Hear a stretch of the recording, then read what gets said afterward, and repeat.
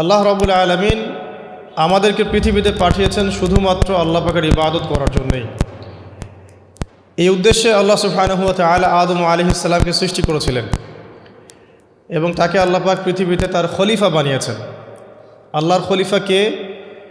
যে আল্লাহ পাকের বিধান অনুযায়ী দুনিয়ার জীবন পরিচালিত করে এবং মানুষের মাঝখানে বিচার ফয়সালা করে, সে হচ্ছে আল্লাহ পাকের খলিফা। যে ব্যক্তি পৃথিবীতে আল্লাহর বিধানের 5 পয়সা পরোয়া করে না, সে আল্লাহর খলিফা নয়, সে শয়তানের খলিফা। আল্লাহ রাব্বুল আলামিন আদম আলাইহিস সালামকে সৃষ্টি করে তাকে সমস্ত নাম শিক্ষা দিয়েছেন, জান্নাতে পরীক্ষা করেছেন, গাছের কাছে যেও না। ইবলিস প্রতারিত করে আমাদের পিতা মাতাকে জান্নাত থেকে নামিয়ে দিয়েছেন পৃথিবীতে। আমাদের পিতা আর মাতা আল্লাহর কাছে তওবা করেছিলেন, রব্বানা যালামনা আনফুসানা ওয়া ইল্লাম তাগফির লানা ওয়া তারহামনা লানাকুনান্না মিনাল খাসিরিন। আল্লাহ রাব্বুল আলামিন তাদের গুনাহকে মাফ করে দিয়েছেন। কিন্তু জান্নাত থেকে আমাদেরকে পৃথিবীতে নামিয়ে দেওয়া হয়েছে। জান্নাত থেকে পৃথিবীতে নামিয়ে দেওয়ার পর আল্লাহ রাব্বুল আলামিন আমাদেরকে একা ছেড়ে দেননি, বরং আল্লাহর পক্ষ থেকে হেদায়েত পাঠিয়েছেন। আল্লাহ রাব্বুল আলামিন তার পক্ষ থেকে আসমানি কিতাব পাঠিয়েছেন প্রত্যেক যুগে যুগেই। কোরআনই প্রথম আসমানি কিতাব নয়, এর আগে অনেক আসমানি কিতাব এসেছে। তার মধ্যে তাওরাতের নাম আমরা জানি, জাবুরের নাম জানি, ইনজিলের নাম জানি, এখন কিসের নাম জানি? কোরআনের নাম জানি। এছাড়াও ইব্রাহিম আলাইহিস সালামের কাছে সহিফা নাজিল হয়েছিল, আর অন্যান্য অনেক নবীর কাছে আল্লাহর পক্ষ থেকে সহিফা এসেছে। সহিফা কি? সহিফা আল্লাহর পক্ষ থেকে নির্দিষ্ট কিতাব। তো যারা তাওরাত, জাবুর, ইনজিলের অনুসরণ করত সেই যুগে, তারা কিন্তু সত্যের উপরই ছিল, কারণ তাওরাত, জাবুর, ইনজিল আল্লাহর পক্ষ থেকেই নাজিল হয়েছে। আল্লাহ রাব্বুল আলামিন আমাদেরকে পৃথিবীতে একা একা ছেড়ে দেননি, পৃথিবীতে পাঠিয়ে দিয়ে আল্লাহ পাক আমাদেরকে আসমানি কিতাব দিয়েছেন। কি দিয়েছেন? প্রত্যেক যুগে যুগে আসমানি কিতাব এসেছে, তাওরাত, জাবুর, ইনজিল, কোরআন এসেছে। আগেকার আসমানি কিতাবগুলো কি এখন চলবে না চলবে না? আগেকার আসমানি কিতাবগুলো কি এখন চলবে না চলবে না? যখন থেকে নবী মুহাম্মদ সাল্লাল্লাহু আলাইহি ওয়াসাল্লাম নবী হয়েছেন এবং তার উপরে কোরআন নাজিল হয়েছে, এখান থেকে নিয়ে কিয়ামত পর্যন্ত অন্য কোনো আসমানি কিতাব কেউ মানলে কি চলবে না চলবে না? এ বিষয়ে নবী সাল্লাল্লাহু আলাইহি ওয়াসাল্লামের একটা হাদিস বলি, তারপর সামনে যাই। একদিন নবী সাল্লাল্লাহু আলাইহি ওয়াসাল্লামের সামনে ওমর রাদিয়াল্লাহু আনহু বসে আছেন। কে বসে আছেন? ওমর রাদিয়াল্লাহু আনহুর নাম তো জানেন, ইসলামের দ্বিতীয় খলিফা। তো তিনি ইহুদিদের কাছ থেকে ছোট্ট একটা তাওরাতের একটা পৃষ্ঠা তিনি পেয়েছিলেন, এমনি পড়ার জন্য, জাস্ট দেখার জন্য তিনি বের করে একটু পড়ছেন। তিনি কি তাওরাতের প্রতি ইমানদার, মানে তাওরাতকে কোরআনের উপর অগ্রাধিকার দেওয়ার মানুষ? না, তিনি জাস্ট এমনি কৌতূহলবশত দেখছেন। দেখে নবীজিকে বলছেন যে তাওরাতে কিছু সুন্দর কথা আছে ইয়া রাসূলুল্লাহ। এই কথা বা এই স্টেটমেন্ট শোনার সাথে সাথে নবী সাল্লাল্লাহু আলাইহি ওয়াসাল্লামের চোখ মুখ রাগে লাল হয়ে গেল। হাদিসটা মিশকাতে আছে। রাগে লাল হয়ে নবী সাল্লাল্লাহু আলাইহি ওয়াসাল্লাম বলছেন যে ইয়া ওমর, হে ওমর, তুমি আমার সামনে তাওরাত পড়ছো? জেনে রাখো, লাউ কানা মূসা হাইয়ান, যদি মূসা আলাইহিস সালাম এখন জীবিত থাকতো। তাওরাত কার উপর নাজিল হয়েছে? মূসা। তাওরাত পড়ছো আমার সামনে, তাওরাত যার উপর নাজিল হয়েছে সেই মূসা আলাইহিস সালাম যদি জীবিত থাকতো এখন, ফাত্তাবা'তুমুহু, আর তোমরা আমাকে বাদ দিয়ে তার অনুসরণ করতে, ওয়া তারাকতুমুনি, আমাকে ছেড়ে দিতে, লা দালালতুম আন সাওয়াইস সাবিল, তাহলে তোমরা অবশ্যই পথভ্রষ্ট হয়ে যেত। তাওরাত পড়ছো, এখন যদি মূসা আলাইহিস সালামও জীবিত থাকতো আর তোমরা আমাকে বাদ দিয়ে নবী মূসার অনুসরণ করা শুরু করতে, তোমরা অবশ্যই জাহান্নামী হয়ে যেত। লাউ কানা মূসা হাইয়ান, যদি মূসাও জীবিত থাকতো এখন, আবার যদি জীবিত করা হয় আলাইহিস সালাম, লাত্তাবা'নি, অবশ্যই তাকে আমার অনুসরণ করতে হবে।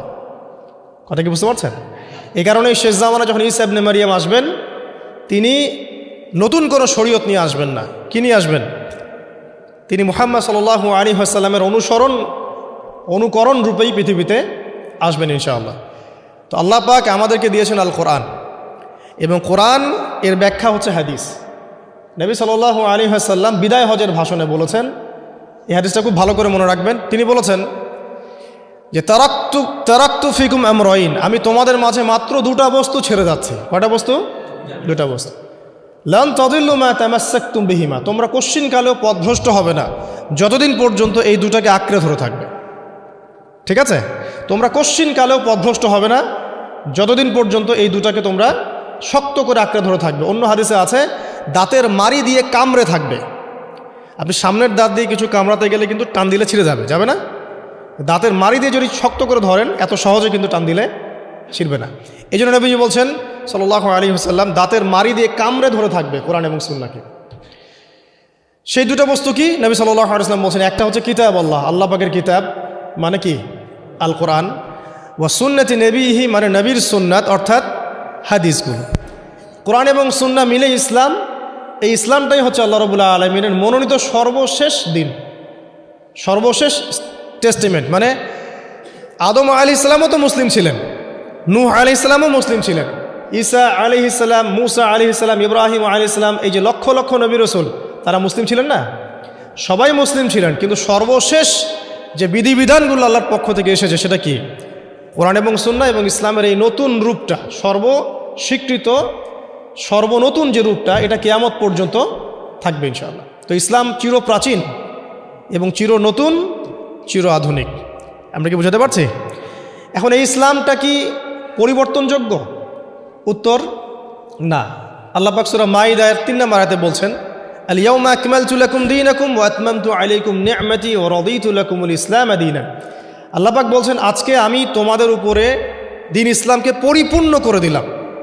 পরিপূর্ণ করে দেওয়ার অর্থ হচ্ছে এখানে সংযোজন বিয়োজনের কোনো সুযোগ নাই। কেউ যদি বলে 5 ওয়াক্ত নামাজের জায়গায় 6 ওয়াক্ত বানাই দিব আমরা, ঠিক আছে? সুযোগ আছে? সুযোগ নাই। জাকাতের বিধানটা খুব কঠিন মনে হয়, জাকাতের নিসাবটা একটু কমাই দিব, পারবে? ইসলামের চুল পরিমাণ কিছু ঢোকানোর বের করার কোনো সুযোগ নাই। কেন নাই? কারণ আল্লাহ পাক এই দিনটাকে পরিপূর্ণ করে দিয়েছে। আল ইয়াউমা আকমালতু লাকুম দীনাকুম, দিনটাকে কামেল করেছে। কামেল মানে কামেল পাস মানে কি? সার্টিফিকেট পাইছে পরিপূর্ণ, তাই না? আচ্ছা, যদিও বা আমাদের অনেক কামেল পাস আছেন, দুঃখের সাথে জানানো বলতে হয় অনেক সময় অ্যারাবিক গ্রামারের বেসিক জিনিসও জানেন না। হ্যাঁ, সার্টিফিকেট সব কিছু না, জ্ঞান সব কিছু। এবং এই জ্ঞান শুধুমাত্র বই পড়ে অর্জিত হবে এমনও নয়। জ্ঞান আসে কার পক্ষ থেকে? আল্লাহর পক্ষ থেকে। এটা মনে রাখবেন, জ্ঞান আল্লাহর পক্ষ থেকে আসে। হ্যাঁ, জ্ঞান কখন আসবে? যখন আপনি পরিশ্রম করবেন, আপনার পরিশ্রম আল্লাহ পাক দেখবেন, আপনি ধারাবাহিকভাবে লেগে থাকবেন, আল্লাহর কাছে বেশি বেশি দোয়া করবেন, পাপ ছেড়ে দিবেন, গোনা ছেড়ে দিবেন, গোনামুক্ত অন্তর নিয়ে আল্লাহর কাছে কান্নাকাটি করবেন, আল্লাহ পাক ইনশাআল্লাহ ইলম দান করবে ইনশাআল্লাহ। ইমাম শাফি রাহিমাহুল্লাহ বলতেন যে আমি অনেক পড়ি কিন্তু ভুলে যাই। তার ওস্তাদ তাকে বললেন যে তুমি পাপ করা ছেড়ে দাও, যদি গুনাহ করতে থাকো তাহলে তোমার অন্তরে আল্লাহর নূর নাজিল হবে না। ঠিক আছে? তো গুনাহ মুক্ত অন্তর নিয়ে ইলম চর্চা করতে হয়। আল্লাহ পাক তৌফিক দান করুন, আমিন। আর ইলম অর্জন করে যদি অহংকার আর হিংসা চলে আসে তাহলে সেই ইলম হবে শয়তানের ইলম। শয়তান প্রচণ্ড আলেম ছিল, কিন্তু ইবলিস কি ছিল? আলেম ছিল। সে কিন্তু আলেম আর আবেদ ছিল, সে ইলম অনেক অর্জন করেছিল এবং আল্লাহ পাকের প্রচুর ইবাদত করত, কিন্তু তারপরেও কেন সে জাহান্নামী হলো? কারণ একটাই, আবা ওয়াস্তাকবারা, সে উদ্ধত হয়েছিল, অহংকার করেছিল। ইসলাম পরিপূর্ণ, এখানে সংযোজন বিয়োজনের কোনো সুযোগ নাই। এখন ইসলাম ছাড়া অন্য কোনো দিন মানলে কি হবে কিনা? আল্লাহ পাক সূরা আলী ইমরানের মধ্যেই বলছেন, ওয়ামাই ইয়াবতাগি গায়রাল ইসলামি দীনান ফালা ইউকবালা মিন। কেউ যদি ইসলাম ছাড়া, এই পরিপূর্ণ দিনটা ছাড়া অন্য কোনো জীবন ব্যবস্থা তালাশ করে, তার পক্ষ থেকে কশ্চিনকালেও কোনো আমল কবুল করা হবে না। এটা কার কথা? আল্লাহর কথা।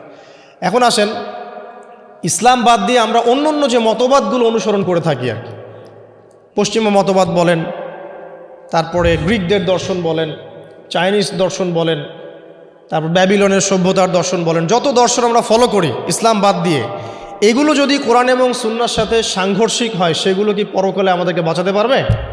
পারবে না। কিন্তু যে কোনো মত, যে কোনো পথ, যে কোনো দর্শন যদি ইসলামের অনুকূলে হয়, কোরআন সুন্নাহর কাছাকাছি হয়, কোরআন এবং হাদিসের সাথে মিলে যায়, সেটা ইনশাআল্লাহ তাআলা ইসলামকে এগিয়ে নেওয়ার ক্ষেত্রে সাহায্যকারী ভূমিকা পালন করবে। আমি কি বুঝাতে পারছি? আল্লাহ পাক পৃথিবীতে নামিয়ে দিয়েছেন, এতিম করে ছেড়ে দেন নাই। আল্লাহ পাক হেদায়েত দিয়েছেন, আসমানি কিতাব পাঠিয়েছেন। আসমানি কিতাবের সর্বশেষ কিতাব কি? আল কোরআন, যার ব্যাখ্যা হচ্ছে সুন্নাহ, হাদিস। কোরআন আর হাদিস মিলেই হচ্ছে ইসলাম। এটা বাদ দিয়ে অন্য কোনো দিন তালাশ করলে আমল কবুল হবে না। এই ইসলামের সংযোজন বিয়োজনের কোনো সুযোগ নাই। এখন ইসলাম বাদ দিয়ে অন্য মতাদর্শগুলো যদি আমরা ফলো করি, সেগুলো যদি কোরআন সুন্নাহর অনুকূলে হয় ঠিক আছে, যদি কোরআন সুন্নাহর প্রতিকূলে যায় তাহলে ঠিক নাই। যদি আপনারা বলেন, এখন সারা বিশ্বই কথা বলে যে বেশিরভাগ মানুষ যা বলবে সেটাই হক, বেশিরভাগ মানুষ যেটা বলবে সেটা সঠিক, ডেমোক্রেসি, বেশিরভাগ মানুষ যা বলবে সেটাই সঠিক। এখন এই মসজিদে মনে করেন যে 1000 মানুষ বসে আছেন, কথার কথা, এখন একটা ভোটাভুটি করলাম, বিষয় কি? বিষয় হচ্ছে সুদ হালাল না হারাম। বিষয়টা হচ্ছে সুদ মানবতার কল্যাণে উপকারী না ক্ষতিকর। এখন আপনাদের মধ্যে 999 জন ভোট দিল যে সুদ মানবতার জন্য উপকারী, অর্থনৈতিক অগ্রগতির জন্য সুদের দরকার আছে, সুদের লোন না নিলে এই যুগে চলা যায় না, সুদ না খেলে এই যুগে বিল্ডিং করা যায় না, সুদ না খেলে অর্থনৈতিক প্রোগ্রেস হবে না। তাদের মত এটা। কয়জনের মত? 1999 জন। তো বেশিরভাগ মানুষ যেহেতু এটাতে ভোট দিল, অতএব এটা সত্য নাকি? ওই যে একজন আল্লাহর বান্দা বলছেন না এটা ভুল, এটা মিথ্যা, এটা আল্লাহর আইনের বিরোধী, রাসূলের আইনের বিরোধী, এটা মানবতার বিরোধী, সুদ খেলে এক শ্রেণীর মানুষ ধনী হয়, বেশিরভাগ মানুষ গরিব হয়ে যায়, এবং সুদের কোনো কল্যাণ নাই, বরং এর মধ্য দিয়ে সম্পদ সংকুচিত হয়। তার বুঝ, একজনের বুঝ। এখন ইসলামের দৃষ্টিতে ওই একজনের রায়টা নেওয়া হবে না 999 জনের রায় নেওয়া হবে? তাহলে ইসলামের মানদণ্ডে এই প্রচলিত সো-কল্ড ডেমোক্রেসি টিকলো কিনা? টিকলো না, টিকলো না।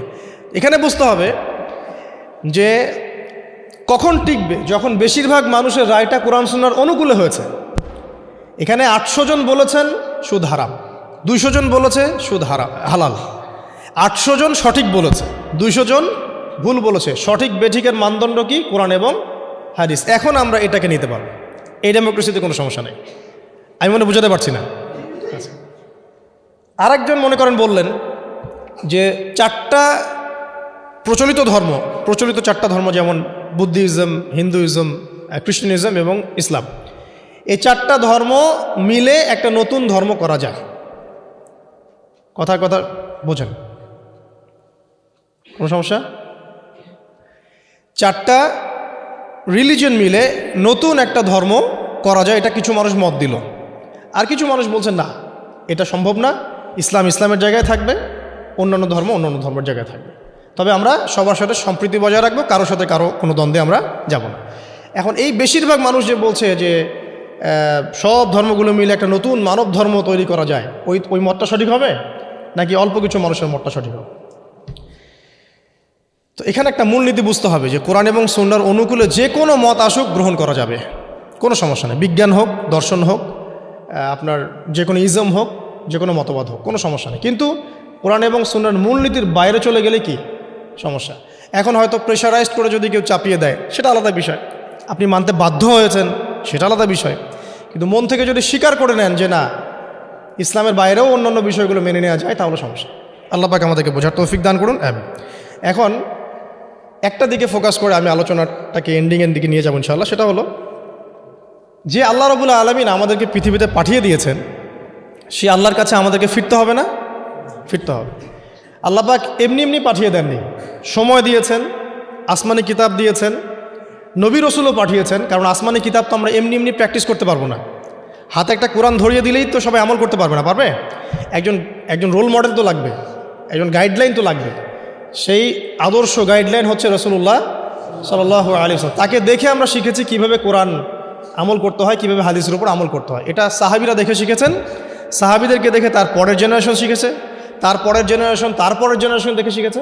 এভাবে আস্তে আস্তে সিনাই জ্ঞানটা কী হয়েছে, চলে এসেছে। পরে এখন আমরা কিন্তু নবীকে দেখতে পারি না, এখন আমরা দেখি শুধু কোরআন একটা কপিস এবং হাদিসের কিছু বই।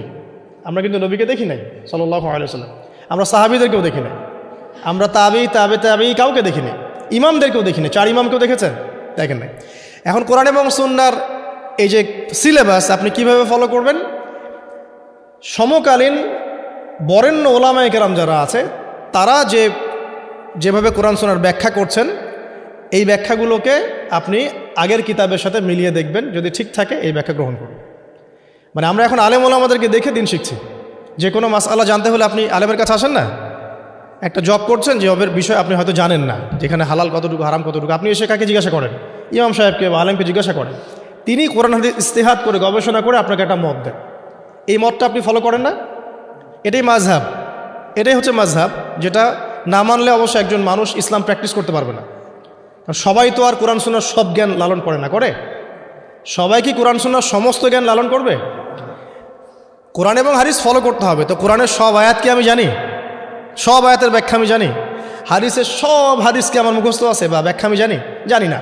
যেহেতু আমি কোরআন এবং হাদিসের সব কিছু জানি না, আংশিক জানি, তাই আমার জ্ঞানটা আংশিক হবে।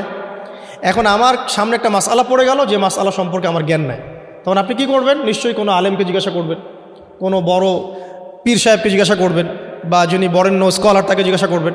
তিনি আপনাকে কোরআন সুন্নাহ গবেষণা করে একটা ইস্তেহাত বা ফতোয়া দিবেন।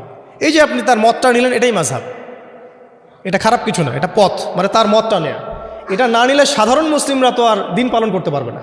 সবাই তো আর বড় আলেম না। সবাই কি আলেম? যিনি বরেণ্য আলেম, যিনি কোরআন হাদিস সব পড়ে ফেলছে, তার ব্যাপার ডিফারেন্ট। সে নিজেই মুস্তাহিদ, তার তো আর মাযহাব মারার প্রয়োজন হচ্ছে না। সে তো নিজেই মুস্তাহিদ, সে তো নিজেই গবেষণা করে একটা রায় বের করতে পারে, তার তো আর মাযহাব মারার প্রয়োজন হচ্ছে না। তারপরেও এখন এই যুগে এই সৎসাহস কয়জনের আছে যে বলতে পারে কোরআন সুন্নাহর সব জ্ঞান আমি জানি? বলতে পারবে? এই কারণেই বরেণ্য ওলামায়ে কেরামরাও পর্যন্ত তাদের পূর্ববর্তীদের মাযহাবটাকে কি করেন? ফলো করেন। যেটা ফলো না করলে আপনি কিন্তু ইসলামটা পরিপূর্ণরূপে বুঝতে পারবেন না। সমস্যা হয়ে যাবে। আংশিক জ্ঞান নিয়ে যদি আপনি কোরআন সুন্নাহ গবেষণা করে মাসআলা বের করতে চান, সমস্যা হয়ে যাবে। আপনি বিভ্রান্ত হয়ে যেতে পারেন, যেহেতু সব জ্ঞান আপনার নাই। যেমন কিছু মানুষ বিভ্রান্ত হয়ে গেছে, কোরআন সুন্নাহ গবেষণা করে বলছে যে হাদিস আর মানার দরকার নেই, কোরআন মানলেই হবে। হ্যাঁ, এরকম অনেক মানুষ বের হয়েছে এখন। অনেক মানুষ দেখলাম সেদিন বলছে যে কোরআন সুন্নাহ গবেষণা করে দেখেছে যে নবী সাল্লাল্লাহু আলাইহি ওয়াসাল্লাম শেষ নবী নন, আরও নবী নাকি আসতে পারে, নাউজুবিল্লাহ। তো কোরআন সুন্নাহ গবেষণা করে সে তার ওই ভাঙাচুরা বুদ্ধিতে বুঝেছে যে লা ইলাহা ইল্লাল্লাহ কালিমা একবার মুখে পড়লেই হবে, আমলের কোনো দরকার নেই। আবার এক শ্রেণী বেরোচ্ছে, ওরা বলছে যে কবিরা গুনাহ যদি করে কেউ, কবিরা গুনাহ যদি কেউ করে ফেলে, সে কাফের হয়ে যাবে, তাকে হত্যা করা যাবে, নাউজুবিল্লাহ। এরকম মানুষ যে বিভ্রান্ত হচ্ছে কেন? বিকজ নিজে নিজে অধিক পাণ্ডিত্যে প্রদর্শন করতে গিয়ে অন্যের মত, বড় বড় স্কলারদের আলেমদের মতকে প্রত্যাখ্যান করে নিজে যখন সব কিছু বুঝি এমন দাবি করছে, তখন বিভ্রান্ত হয়ে যাচ্ছে। এই কারণেই পূর্ববর্তী রিনাউন্ড উলামায়ে কেরাম যারা আছেন, ইমাম, ফকিহ, মুস্তাহিদ যারা আছেন, তাদের রায়গুলো এত ইম্পর্টেন্ট। এই কারণে তারা গবেষণা করে উম্মাকে 100 বছর এগিয়ে দিয়েছেন। এখন কি আমি আবার 100 বছর পিছন থেকে শুরু করব? বুঝাচ্ছি দ্বারা। মেডিকেল সায়েন্স আছে না, মেডিকেল সায়েন্স, মেডিকেল সায়েন্সের যে বইগুলো পড়ে মানুষ ডক্টর হয়, সেই বইগুলো ওই সেকশনের বিজ্ঞ পণ্ডিতরা লিখেছেন না?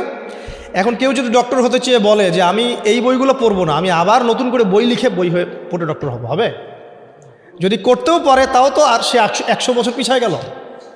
বুঝতে পারছি না মনে হয়। কেউ ইঞ্জিনিয়ার হতে চায়, ইঞ্জিনিয়ারিং পড়তে গেলে তাকে অনেক বই পড়তে হয় না? প্রামাণ্য কিছু বই পড়তে হয়। সেই বইগুলো কে লিখেছে?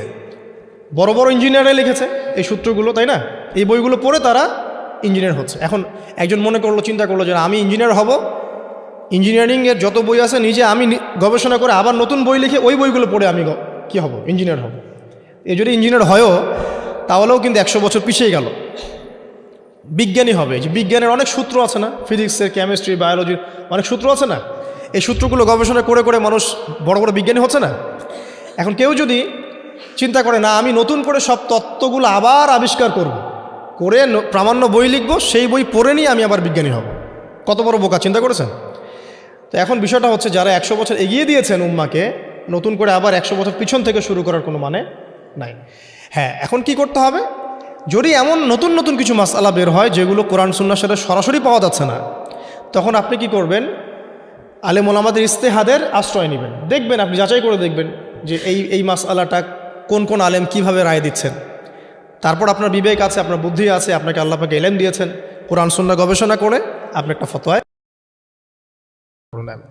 তো যেটা বলছিলাম, শর্ট করে বলি, যে আল্লাহ পাক আমাদেরকে পৃথিবীতে নামিয়ে দিয়ে এতিম ছেড়ে দেন নাই। কোরআন সুন্নাহ দিয়েছেন, একটা রোল মডেলও দিয়েছেন। কোরআন সুন্নাহ নাজিল করেছেন, এটা দিয়ে ইসলামকে পরিপূর্ণ করেছেন, ঢোকানোর বের করার কোনো সুযোগ নাই। একই সাথে আল্লাহ পাক রাসূল সাল্লাল্লাহু আলাইহি ওয়াসাল্লামের আদর্শ সামনে রেখেছেন, এটাকে ফলো করে আপনাকে কোরআন সুন্নাহ মানতে হবে। এখন নবী নাই, সাহাবী নাই, তাবিঈ তারা নাই, কিন্তু তাদের উত্তরসূরি ওলামায়ে কেরাম তো আছে, মুস্তাহিদ কেরাম আছেন, মুফাসসিররা আছেন, মুহাদ্দিসরা আছেন। তাদের রায়গুলো মেনে আপনাকে দিন ফলো করতে হবে। হ্যাঁ, তাদের কোনো রায় যদি দেখা যায় কোরআন সুন্নাহর সাথে সরাসরি বিরোধী হয়ে গেছে, একজন বড় আলেম মনে করেন বললেন যে হ্যাঁ, সুদী এনজিওতে টাকা রাখা যেতে পারে, হয়তোবা সে বিক্রি হয়ে গেছে বা তার কোনো মতের ভ্রম হয়েছে বা কোনো একটা কারণে কোনো স্বার্থে সেই কথাটা বলেছে।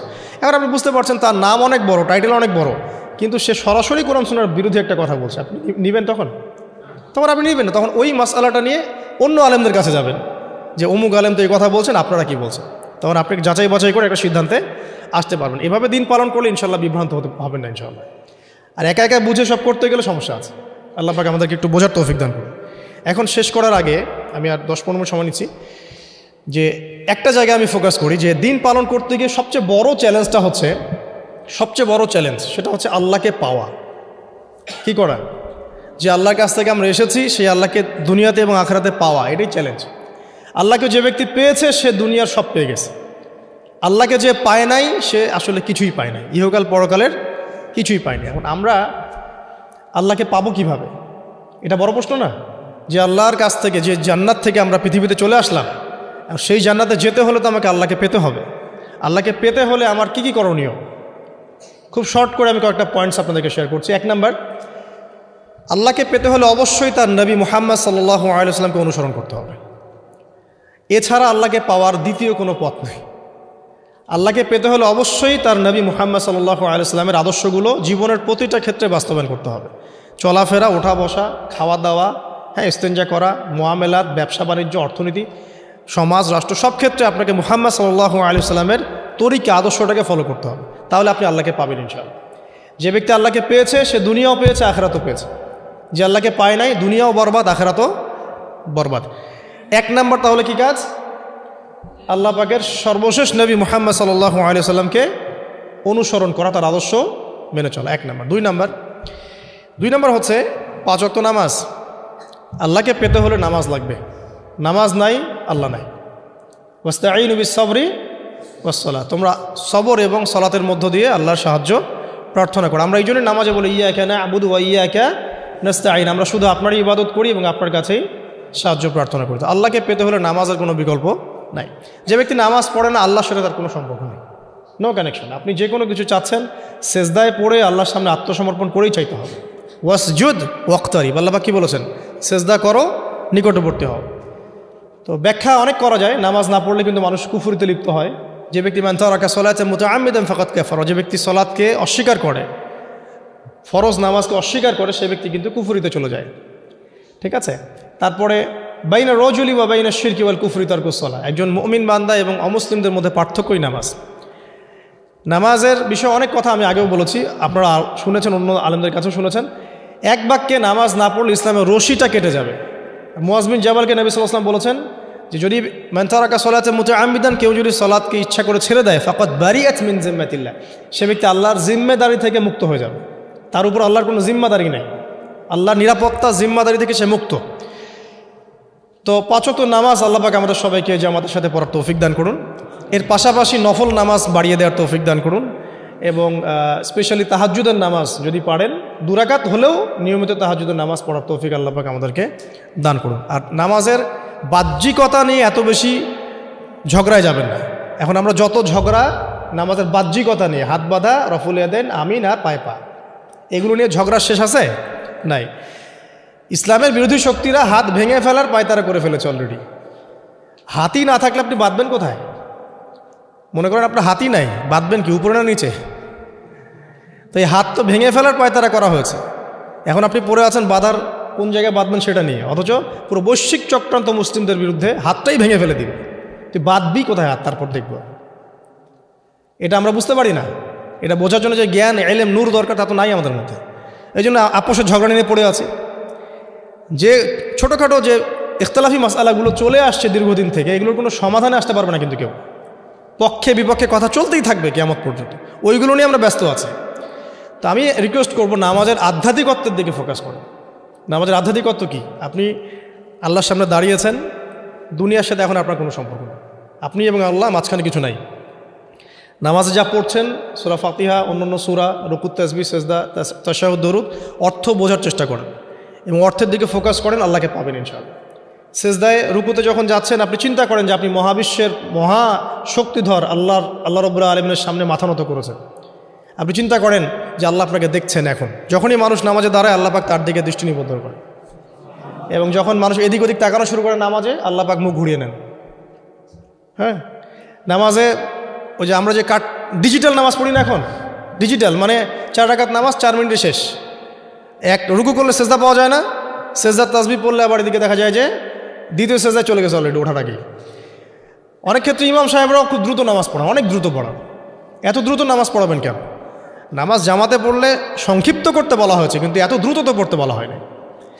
এখনও দেখবেন মক্কা মদিনায় গিয়ে নামাজ দেখবেন, মাশা আল্লাহ, নামাজটা তাদের মাশা আল্লাহ এটার প্রশংসা না করলে হক আদায় হবে না। নামাজটা অসাধারণ, ধীর স্থিরভাবে ফজরের নামাজ 20 মিনিট 15 মিনিট 20 মিনিট পড়াচ্ছে নামাজ, রিল্যাক্স। নামাজে দাঁড়ালে চমৎকার তেলাওয়াত হচ্ছে, আপনি ভুলে যাচ্ছেন নিজেকে। তেলাওয়াত হবে চমৎকার, এবং সবচেয়ে ভালো যিনি তেলাওয়াত করতে পারেন তাকে নামাজে দিতে হবে। রিল্যাক্সে নামাজ পড়বে। ক্ষেত্র বিশেষে আপনি শর্ট করতে পারেন, কিন্তু সবসময় কেন আমরা 4 রাকাত নামাজ 3 মিনিটে শেষ করে দিব? আবার নামাজের পর দোয়াটা হবে লম্বা, অথচ নামাজটাই ছিল দোয়া, নামাজটাই কিন্তু দোয়া। এখন সেজদায় আমরা যদি কান্নাকাটি করতে না শিখি, আল্লাহর সামনে আমি মাথা নত করেছি, এখানে নিজের মনের যত আবেগ আকুতি দোয়া এগুলো আল্লাহর সামনে ঢেলে না দিতে পারি, এই দোয়া কালাম না শিখি, তাহলে তো নামাজের আধ্যাত্মিকতা অর্জন হলো না। সাহাবীরা কেমন করে নামাজ পড়তেন যে নামাজ পড়ার পরেও তাদের গা থেকে তীর বের করা যায়? কিভাবে তারা নামাজ পড়তেন? তাহলে নবী সাল্লাল্লাহু আলাইহি ওয়াসাল্লাম কীভাবে নামাজ পড়তেন যে নামাজ পড়ার ফলে তার পা মোবারক ফুলে যাইত? 1 রাকাতে তিনি 4 পারা কোরআন তেলাওয়াত করতে পারলেন কিভাবে? তো তাদের নামাজ আর আমাদের নামাজ, আল্লাহ রাব্বুল আলামিন তার রাসূলের মাধ্যমে একটা হাদিসে জানিয়েছেন যে এমনও অনেক নামাজি আছে, নাউযুবিল্লাহ, আল্লাহ পাক আমাদেরকে তাদের অন্তর্ভুক্ত না করুন, যে নামাজ পড়ার পরে আল্লাহ রাব্বুল আলামিন এই নামাজটাকে ওই নামাজের মুখের উপর নিক্ষেপ করে দেয়। তোমার নামাজের আমার কোনো দরকার নেই। আল্লাহ পাক আমাদেরকে হেফাজত করুন। ধীর স্থিরভাবে পড়েন, রিল্যাক্সে, তাড়াহুড়ার কিচ্ছু নাই। ওমা খালাকতুল জিন্না ওয়াল ইনসা ইল্লা লিয়াবুদুন, শুধুমাত্র আল্লাহর ইবাদত করার জন্যই তো পৃথিবীতে এসেছে। হোক না দোকানটা 5টা মিনিট পরে খুললে কি হবে? হ্যাঁ, জমিতে যান, জমিতে আধা ঘন্টা পরে গেলে কি হবে? যে আল্লাহ পাক আপনাকে বাঁচিয়ে রাখতে পারেন, সে আল্লাহ পাক আল্লাহর পথে সময় দিলে আপনাকে অফুরন্ত রিজিকও তো দিতে পারেন না? আপনি আল্লাহর হয়ে যান, বাকি সব আল্লাহ আপনার দায়িত্ব নিয়ে নেবেন। ইনশাআল্লাহ আপনি নিজে আল্লাহর হয়ে যান, আপনার সব কিছু দায়িত্ব কে নিয়ে নেবে? আল্লাহ নিয়ে নেবে। তো আল্লাহ পাক আমাদেরকে ধীর স্থিরভাবে আধ্যাত্মিকত্ব অর্জন করে নামাজ পড়ার তৌফিক দান করুন, আমিন। তো দেখুন, আল্লাহকে পাওয়ার সবচেয়ে সেরা মাধ্যম কি? নামাজ। তার আগে বলেছি নবী সাল্লাল্লাহু আলাইহি ওয়াসাল্লামের অনুসরণ। আল্লাহকে পাওয়ার তৃতীয় একটা মাধ্যম বলে দিই আমি, সওম বা রোজা রাখা। অল্প সময় ঘুরিয়ে নিচ্ছি, সওম বা রোজা রাখা। রোজা কেন আল্লাহকে পাওয়ার মাধ্যম জানেন? কারণ রোজা রাখা অবস্থায় আমরা কিন্তু গোপনে পানাহার করি না, করি? আমরা রোজা রেখেছি, গোপনে কিন্তু পানি খেতে পারি, কেউ দেখবে না। গোসল করছেন, আপনি পানি খেতে পারেন, কেউ দেখবে না। লুকিয়ে লুকিয়ে আপনি কিন্তু খাবার খেতে পারেন, কেউ দেখবে না, বাসায় কেউ নাই দেখার, কিন্তু আপনি খান না। আপনি সবর করেন, সহ্য করেন, একদম সূর্যাস্তের সময় গিয়ে আপনি ইফতার করেন। এই যে কাজটা আপনি কেন করেন? কারণ আপনি ফিল করেন যে আল্লাহ আপনাকে দেখছেন। কেউ আপনাকে দেখুক না দেখুক, আল্লাহ আপনাকে দেখছেন। এটাই হচ্ছে ইহসান, এটাই হচ্ছে আল্লাহ পাকের মারিফতকে উপলব্ধি করা। আল্লাহ রাসূল সাল্লাল্লাহু আলাইহি ওয়াসাল্লাম বলেছেন, ইহসান হচ্ছে আন তা'বুদাল্লাহা কাআন্নাকা তারা, তুমি এমনভাবে আল্লাহর ইবাদত করবে যেন তুমি আল্লাহকে দেখছো। ওয়া ইল্লাম তাকুন তারাহু ফাইন্নাহু ইয়ারাক, তুমি আল্লাহকে দেখতে না পারলেও বিশ্বাস করবে আল্লাহ তোমাকে দেখছেন। তো এটা রোজা রাখলে উপলব্ধি হয় না যে আল্লাহ আমাকে দেখছেন? এটা হচ্ছে আল্লাহকে পাওয়ার মাধ্যম।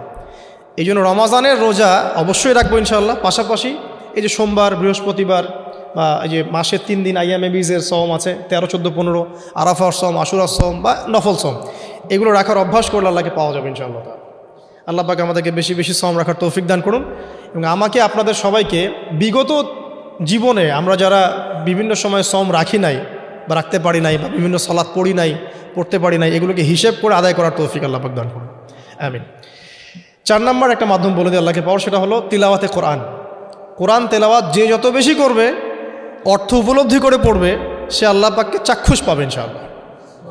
মানে আল্লাহ রাব্বুল আলামিন একটা চিঠি দিয়েছেন, মনে করেন আপনাকে, আপনার একজন, কথার কথা এক্সাম্পল দিচ্ছি, যে আপনার কোনো একজন বন্ধু আছে অনেক দূরের কোনো দেশে, তা আপনি তাকে দেখেনও নাই, আপনি তাকে চিনেনও, মানে আপনি তার চেহারা দেখেন নাই, তাকে চিনেন না, তার সাথে যোগাযোগের মাধ্যম হচ্ছে আপনার চিঠি বা মেসেজ, ঠিক আছে?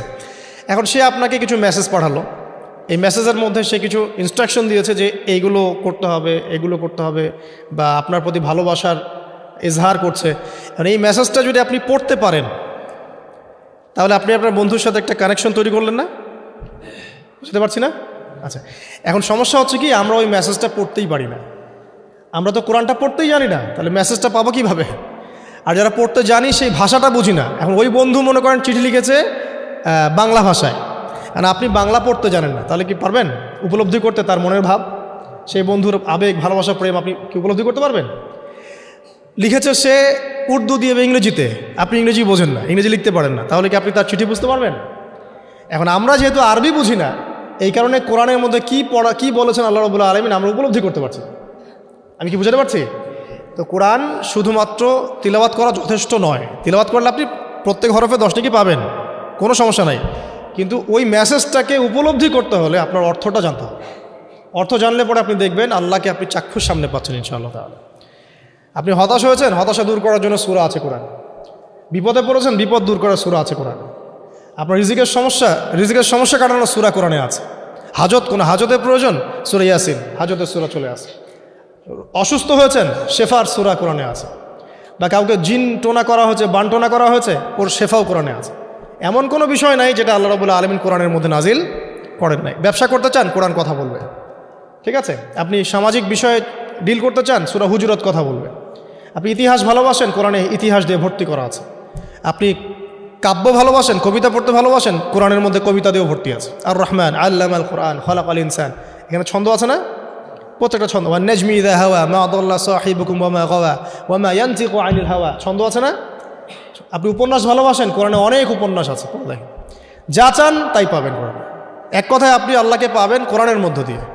তো কোরআনের সাথে যার সম্পর্ক যত বেশি, আল্লাহর মারেফত সে তত বেশি পাবে ইনশাআল্লাহু আজ্জা ওয়া জাল। 4টা বলেছি না? 5 নম্বর হচ্ছে হজ ওমরা করা। হজ ওমরা আল্লাহ পাক আমাদের সবাইকে বেশি বেশি করার তৌফিক দেখ।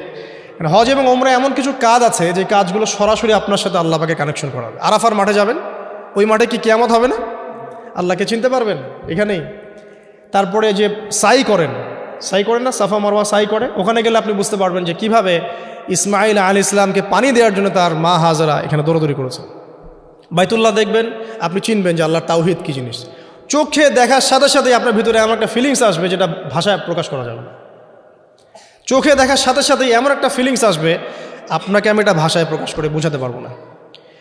আপনি জানবেন ইব্রাহিম আলাইহিস সালাম এবং তার ছেলে ইসমাইল আলাইহিস সালাম বাপ বেটা মিলে রাজমিস্ত্রির কাজ করেছে। এটা আপনি জামজাম কূপ দেখবেন, পানি পান করবেন, আল্লাহকে চিনতে পারবেন যে এই কূপ তো অলৌকিক, এই কূপের মতো কূপ নাই পৃথিবীতে, এর পানি কখনো শেষ হয় না, এবং এই পানি খেয়ে মানুষ বেঁচে থাকতে পারে, খাবারের দরকার হবে না।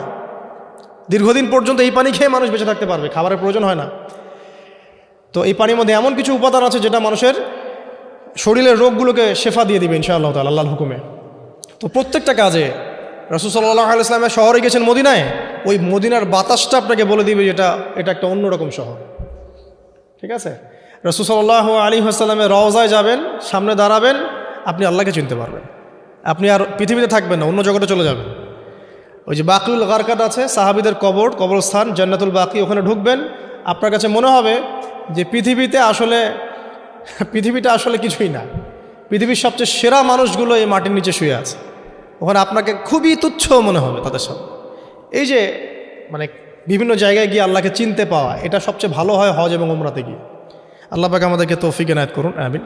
তো এটা একটা আল্লাহকে পাওয়ার দোষ। যাদের হজ ফরজ হয়ে গেছে অবশ্যই হজ করে ফেলবেন, আর যাদের সামর্থ্য আছে তারা বেশি বেশি উমরা করবেন। নবী সাল্লাল্লাহু আলাইহি ওয়াসাল্লাম বলেছেন, এক হজ পরের হজের মধ্যে যত গুনাহ মাফ করিয়ে দেয়, এক ওমরা পরের ওমরার মধ্যে যত গুনাহ সেগুলোকে মাফ করিয়ে দেয়। আল্লাহ পাক আমাদেরকে এই আমলগুলো করার তৌফিক এনায়েত করুন।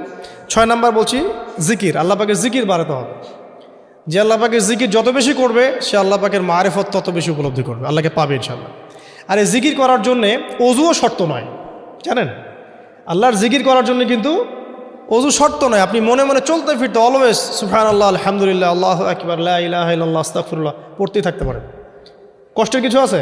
খালি জবান চলবে, খালি জবান চলবে। মাঠে কাজ করছেন, ওই যে লাঙল দিয়ে কাজ করছেন, সেচ দিচ্ছেন, আপনি পড়তে থাকবেন আস্তাগফিরুল্লাহ ওয়া আতুবু ইলাইহি, লা হাওলা ওয়ালা কুওয়াতা ইল্লা বিল্লাহ, সুবহানাল্লাহ, আলহামদুলিল্লাহ, লা ইলাহা ইল্লাল্লাহ, আল্লাহু আকবার। কোনো সমস্যা?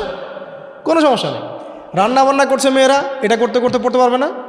গাড়ি ড্রাইভ করছেন, ড্রাইভ করতে করতে আপনি পড়তে পারবেন লা ইলাহা ইল্লাল্লাহ ওয়াহদাহু লা শারীকা লাহু লাহুল মুলক ওয়া লাহুল হামদু ওয়া হুয়া আলা কুল্লি শাইইন কাদির। যে কোনো কাজ করতে করতেই ইল্লাল ইস্তেনজা, ইস্তেনজা বাদ দিয়ে। ইস্তেনজা কি জিনিস? প্রসাব পায়খানা। এই সময় এগুলো মুখ দিয়ে বলবেন না, দরকার নাই। আপনি এখানে এরপরে যে সময়গুলো আছে এগুলোতে আপনি জিকির বাড়াবেন। যে যত বেশি জিকির করবে তার কলব তত বেশি পরিচ্ছন্ন হবে। যার কলব যত পরিচ্ছন্ন আল্লাহর নূর তার কলবে তত বেশি আসবে, সে আল্লাহ পাকে তত কাছে পাবে ইনশাআল্লাহু আযজা ওয়া জাল। 7 নাম্বার দোয়া ইস্তেগফার বাড়িয়ে দেয়। আল্লাহর কাছে বেশি বেশি দোয়া করতে হবে। দোয়া বাড়িয়ে দেন।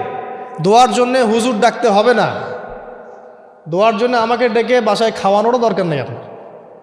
দোয়ার জন্য আপনি যথেষ্ট। নামাজে দাঁড়ান, নামাজের সেজদায় দোয়া করেন। নফল নামাজ পড়েন, নফল নামাজের সেজদায় দোয়া করেন। নামাজের পরে হাত তুলে দোয়া করেন প্রয়োজনে। নামাজে সালাম ফেরানোর আগে দোয়া করেন। যে কোনো ভালো কাজ করেছেন তারপর দোয়া করেন, ঠিক আছে? কোরআন তেলাওয়াত করলেন, দোয়া করেন।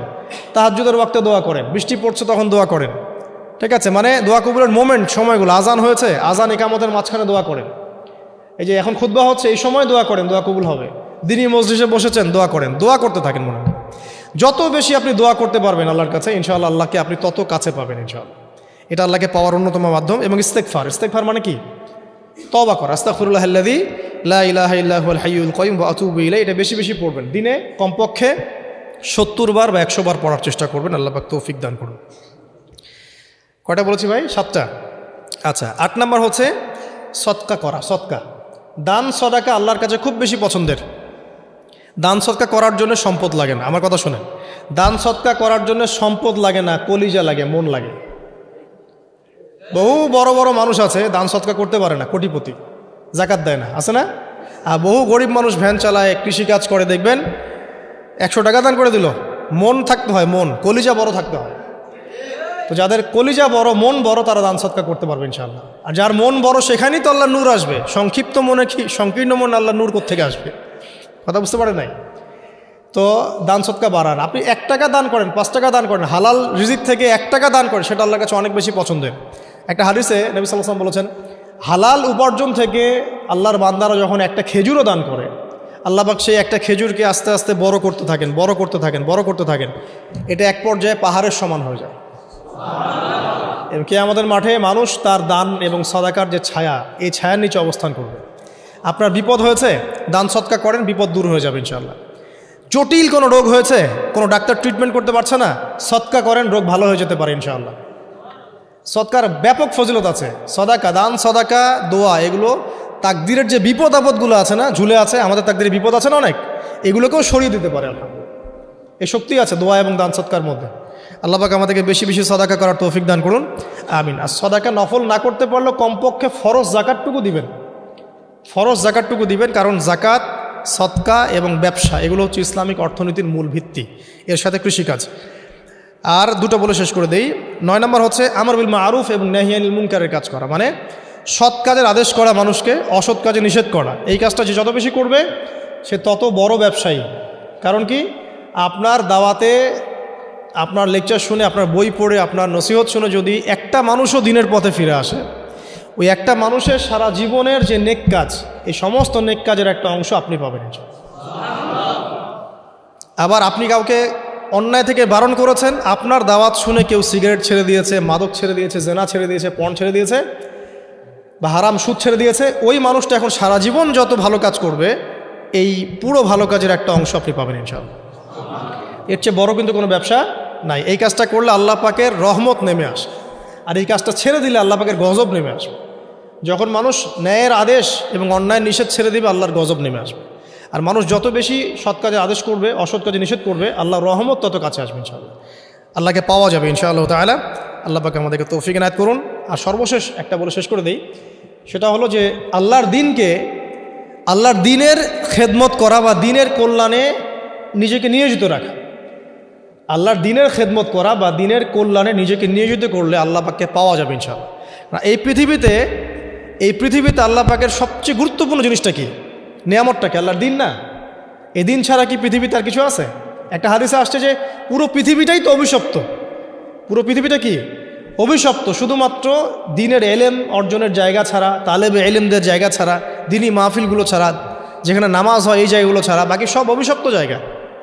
তো এখানে পৃথিবীতে সবচেয়ে গুরুত্বপূর্ণ এবং ইম্পর্টেন্ট আল্লাহর কাছে প্রিয় জিনিসটা কি? আল্লাহর দিন।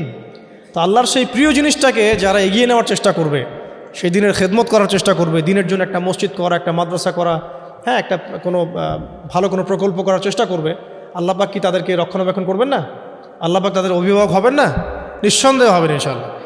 এবং ইনশাআল্লাহ তাআলা তারা পৃথিবীতেও সফল হবে, পরকালেও ইনশাআল্লাহ তাআলা সাফল্যের চাদর তাদেরকে আঁকড়ে ধরবে ইনশাআল্লাহ তাআলা। আল্লাহ রাব্বুল আলামিন আমরা সবাইকে এই দুনিয়াতে আল্লাহকে পাওয়ার তৌফিক দান করুন, এবং যে কাজগুলো করলে পরে আল্লাহকে পাওয়া যায় সেই কাজগুলো বেশি বেশি করে করার তৌফিক আল্লাহ পাক দান করুন, এবং পরকাল আল্লাহ রাব্বুল আলামিন আমাদের গুনাহগুলোকে মাফ করে আল্লাহর রহমতের চাদরে আমাদেরকে আবৃত করে নিন। আল্লাহুম্মা আমিন। আকুলু কওলি হাযা আস্তাগফিরুল্লাহ লি ওয়া লাকুম ওয়া লিসাইরিল মুসলিমিন। বারাকাল্লাহু লানা ওয়া লাকুম বিল আয়াতিল হাকীম। ইন্নাহু তাআলা জাওয়াদুন কারীমুর রাউফুর রহিম।